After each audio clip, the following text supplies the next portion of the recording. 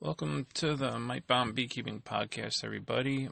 My name is Bruce Rodriguez, and today is December 23rd, 2019.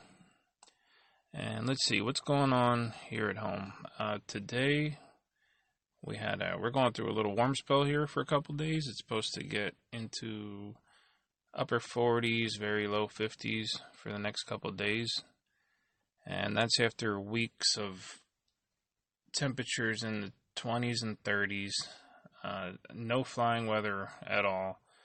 So today was a good day to get out and see that most of my bees are fine. Out of the 60 or so I have here, I had maybe 2 or 3 that weren't flying. I'm not 100% sure if they're dead or not, and that's fine with me. I could definitely stand to lose quite a few more so I can get down to the number that I actually feel comfortable keeping.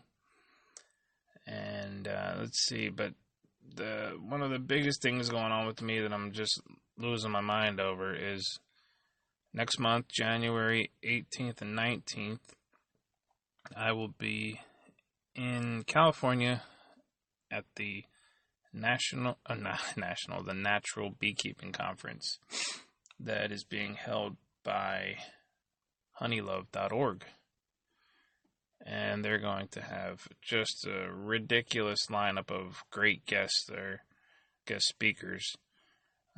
Michael Bush is definitely one of the people that I always wanted to see in person and meet, and hopefully he has some free time. I can maybe get a selfie or something, but Michael Bush will be there. Les Crowder is another one. I've read his book. I love that. He's a really good person to learn from, in my opinion. Hopefully I can get to meet him too, maybe. I mean, to me, these guys are like kind of the rock stars of beekeeping for me. I don't really care about meeting actors or singers or nothing. I just really want to meet some of my favorite beekeeping leaders to me, really. And then also Sam Comfort is going to be there. And I met Sam and talked to him for a few minutes when he was in Philly, and he's a real cool dude. Maybe I'll get to talk to him again. And also Solomon Parker's going to be there, who I've also met a couple times, and we hung out quite a bit. It'd be cool to hang out there. I mean, this is just going to be a bunch of cool people. Also, Mandy Shaw is going to be there, she's going to be speaking. She's also on the lineup. She's the podcaster for Beekeeper Confidential, which is a podcast that I really like. Hopefully, as I get more used to this, I can have mine as good as that one. I really do like that one. I'm not sure if she's a treatment-free beekeeper, but she's definitely an entertaining podcaster, and it'd be nice to meet her too and maybe get some secrets on how to do this right. Rob and Chelsea McFarland are also there. They're kind of a couple of the head people over there at Honeylove, and together they wrote a pretty good book as far as I could read. They wrote it maybe a year or two ago. I forget what it was called. Man, I should be more prepared about this, but they have a really good book. I didn't get too far into it before I was dumb enough to let somebody borrow it that asked to borrow it. I said, sure, yeah, borrow this. Somebody at a bee club meeting, and they decided to never, ever come back, so I never did get my book back, so maybe I'll have to order another copy or something. But yeah, there's a whole bunch of other people on the list too. There's Jacqueline Freeman, who's going to be there. I like a lot of her things that she says about bees. Then there's a bunch of people that I'm not familiar with them, but we'll see what they have to say. Okay, so that is just something that I'm going nuts about. I just can't wait to even just be somewhere where it's warm and to hear a bunch of people who hopefully keep bees very similarly to the way I do. So that should be fun. Another thing that I wanted to talk about is the Kiwimana Buzz podcast. If you ever heard of it, I'm sure you have. if you listen to these beekeeping podcasts. I've been listening to them for a few years. They have a lot of episodes.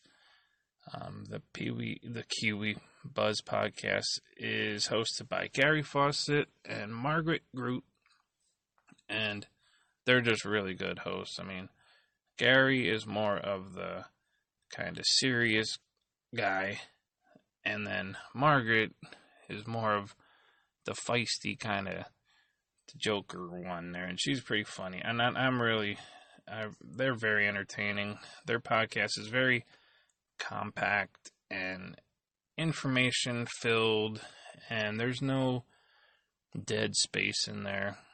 They're basically the exact opposite of this podcast here, but that's fine. And it's very well produced. I mean, I'm no podcast, critic or anything, but they're definitely one of my favorite ones. And they have over 150 podcasts. I've probably heard maybe 60 of them. And even though they're not treatment-free beekeepers,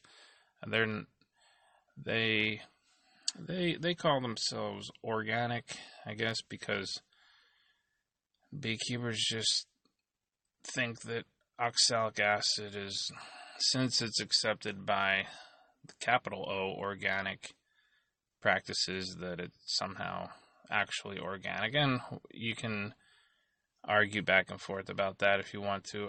To me, it's just treatment beekeeping. It's treatments, plain and simple. So it's not something I would ever do, but that's what's great about messing with bees. You can do whatever you want, and you don't really have to push things on other people. And that's not really what this whole part of this segment is about.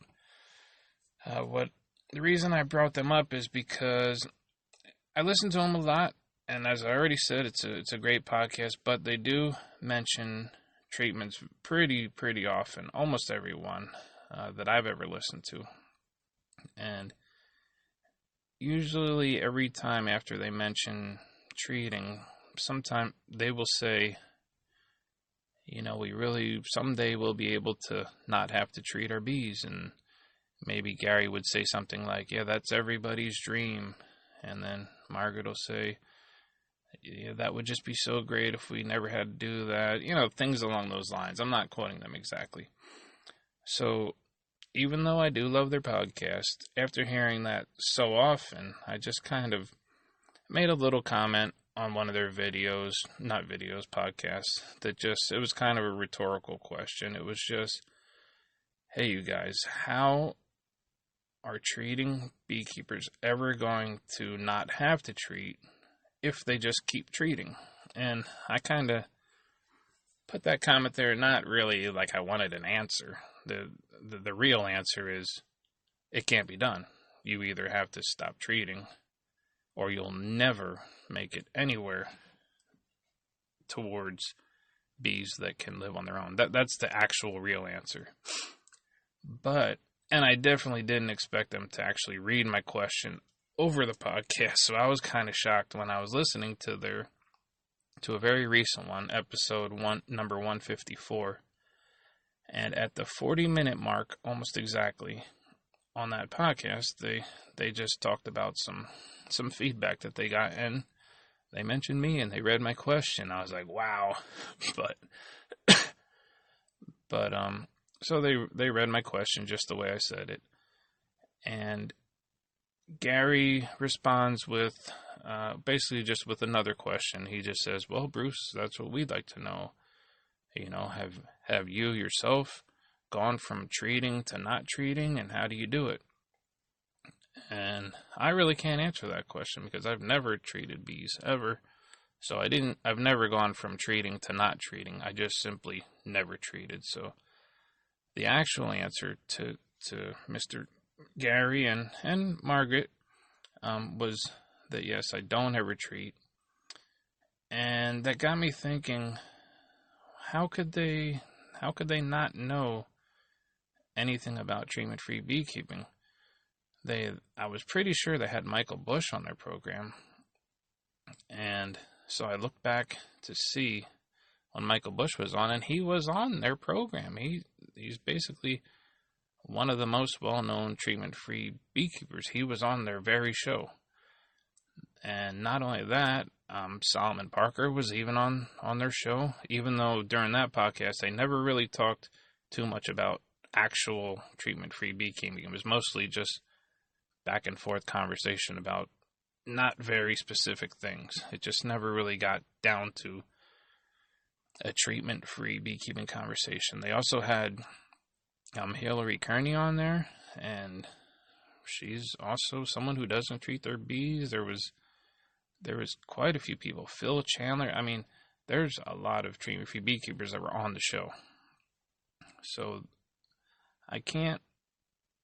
They kind of requested, why can't we should have someone on who can explain this to us. But there have been a lot of people on the show who during their interview, they could get specific and actually ask those things. They're way more qualified than I am to answer those questions. I'm a smaller time beekeeper with not as many years as a few of those people.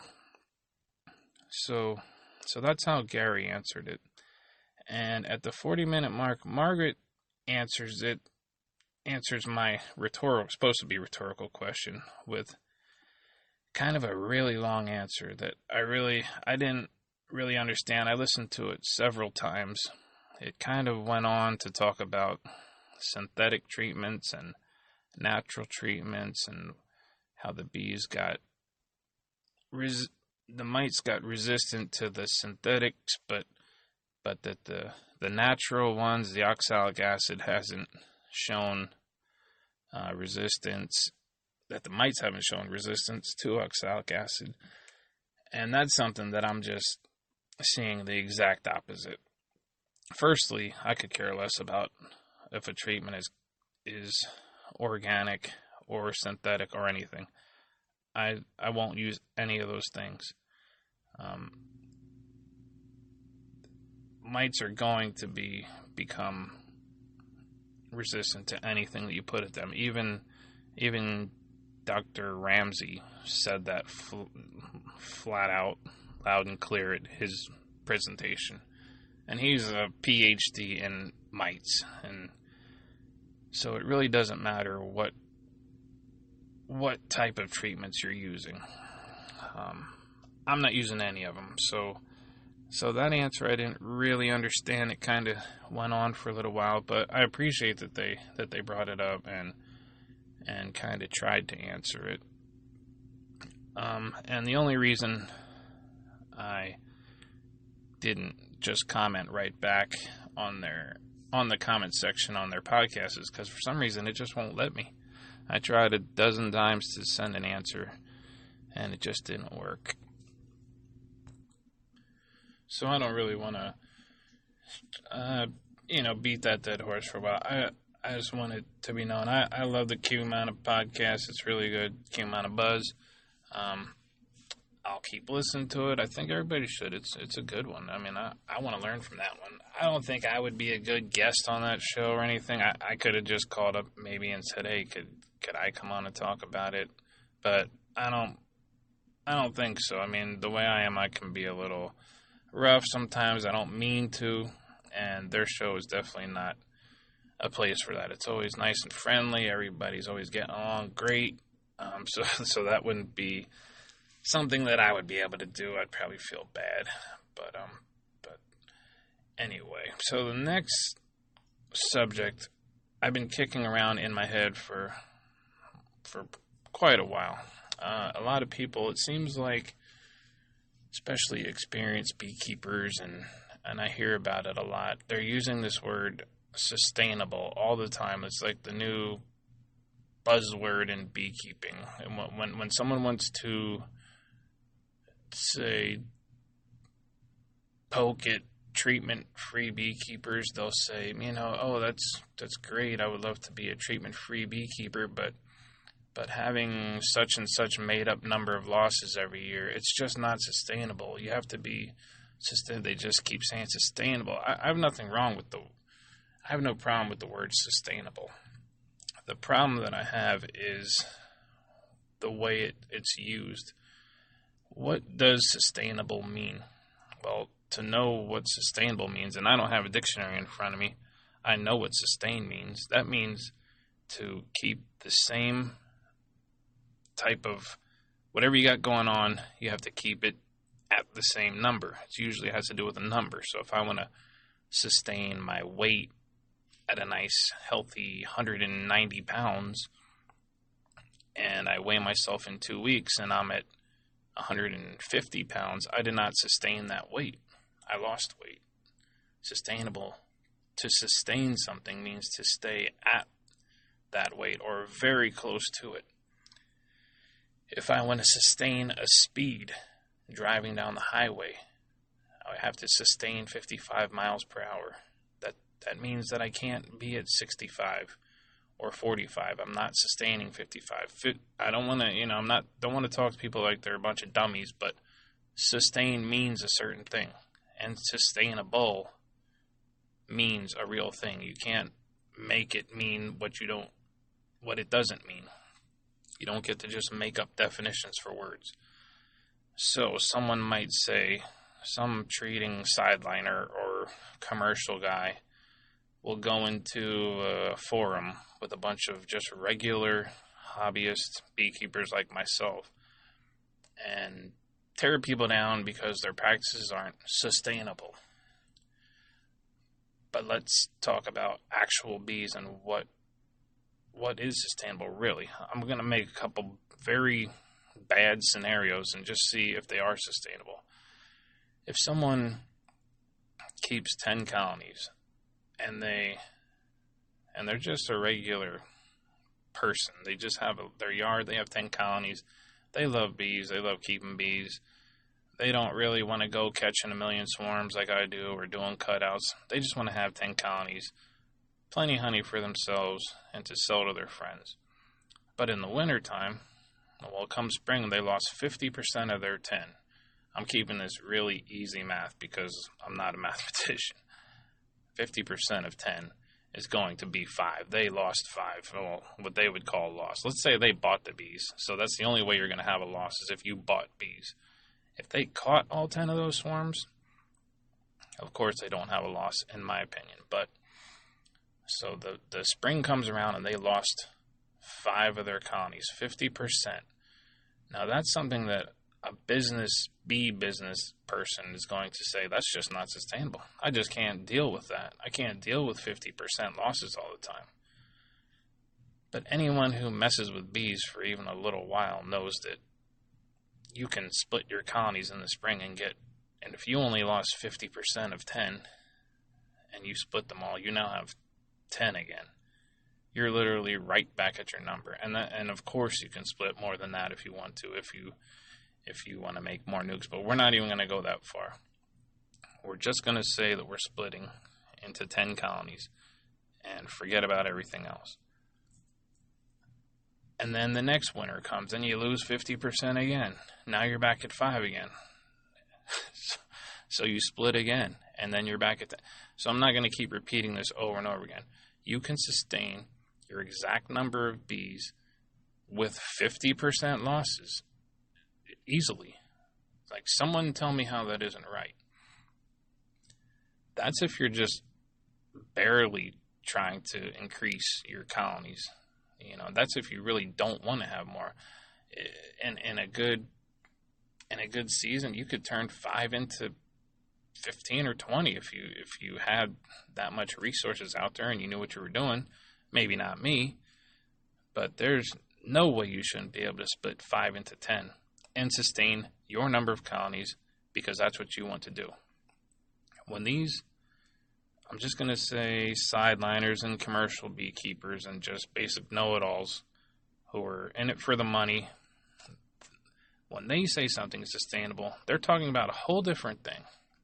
They're talking about many colonies, and they have to pay a whole bunch of staff, and they have to sell a certain number of bees, and they have to produce a certain amount of honey, and maybe they can't take a certain amount of losses because it doesn't sustain their business. That's a whole different thing.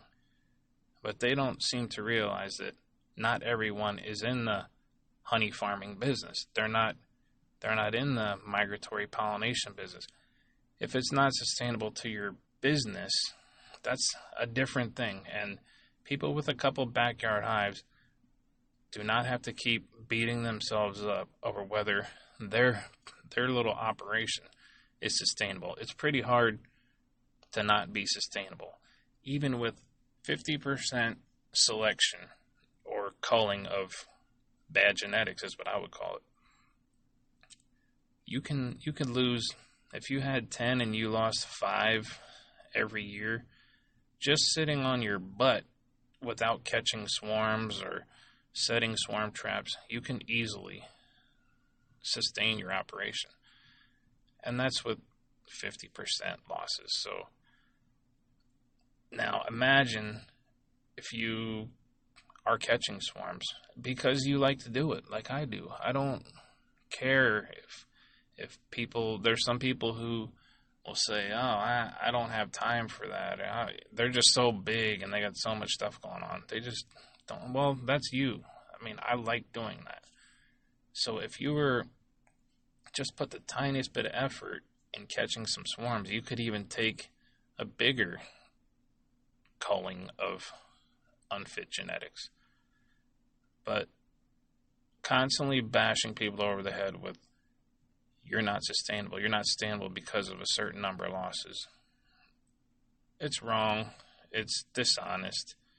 And it's just one more thing I think beekeepers need to be more honest about when they're talking to people who don't know any better yet. So that rant's over. I'd love to hear some feedback on that. Am I crazy? Does that make sense to anyone? I think possibly a better word that maybe the bee business people could use is profitable. Maybe that would work. They might say that they wouldn't be profitable. I would argue that it's kind of hard to not profit from freebies if you're actually doing swarm removals and cutouts. It's pretty hard to not make a profit when you have $0.00 in bees. You're gonna have honey, you're gonna have wax, you will have bees. I mean, I don't have any money sunk in bees except for that doggone first package I bought a long time ago, which I told everyone about. But yeah, it's gonna be hard to not make something. And sometimes people will tell me, like I just was talking to someone today that said, well, I have $1,000 or $2,000 invested in my bee stuff and suits and boxes. And well, yeah, everybody has to pay for that in some way. That's a constant across beekeeping. Okay, but that stuff lasts for a while, and it's going to last just as long for a treating beekeeper as it would for a not treating someone who doesn't treat their bees. So don't try to use that as a justification for saving every colony, to try to make that money back, because you can make it back. That just isn't going to work. So maybe they could say it's not profitable enough in a commercial setting, but then again, there's several commercial treatment-free operations that make it work and have made it work. So it's kind of like just when you're a kid and somebody's telling you something you don't want to hear, and you just cover your ears and close your eyes and keep screaming, and you just don't want to hear it, and you're just like, I can't hear you. It's funny. They'll just keep repeating it. It can't be done, but it is done. So that doesn't fly. So yeah, let me hear some feedback about that. Yeah, I'll listen to it. If I'm wrong, I'll admit it. I'm one of those people who doesn't mind at all being wrong. I'll come on and apologize, or just say, yeah, I was dead wrong. This dude just totally made me look like an idiot. And speaking of that, I did get some feedback already I set up a little Facebook page for this beekeeping podcast, the Might Bomb Beekeeping Podcast. You can just search it, go over there. I'm mostly just going to be putting links from my recordings on there, maybe a post or two here and there, but that's mostly there for people to just kind of comment and let me know if there's something I can try to talk about, hopefully something I have experience with that I can talk about, or just let me have it. I mean, tell me how terrible I am. I don't care.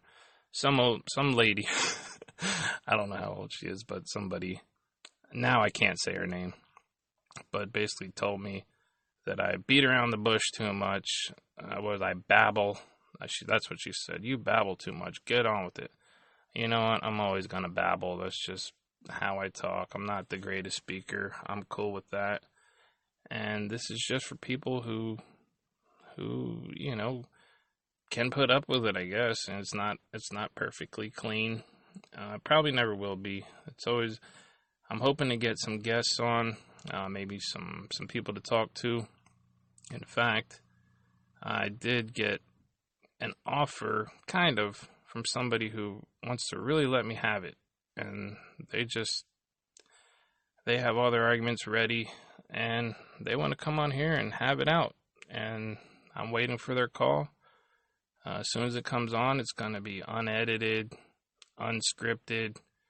I'm perfectly prepared for all the arguments. I already know them all. They're not going to work. But I'm not going to, talk too much about it. Let's just see if they call. And if they don't, then someone else will step up. I know it. I don't know if I've heard any type of podcast where people actually do go at it. They're usually very, very friendly, and that's great. I like that. But once in a while, you just got to have it out and just really just let it fly. And I'm going to let it fly. So, looking forward to that. I also have a couple subjects I'd like to talk about in some later podcasts. I'm trying to think of how I can bring them up. They're very, very personal, and I'd have to be kind of careful how I talk about them. So they'll be coming up soon. There'll be more on that. So I'm going to wrap this up. Thanks for listening. Welcome to all my subscribers. I'm pretty shocked how many I have already. I get so excited when I see that little bell on my little phone. So if you're hearing this, go ahead and subscribe, hopefully, and I will talk to you guys soon. Take care.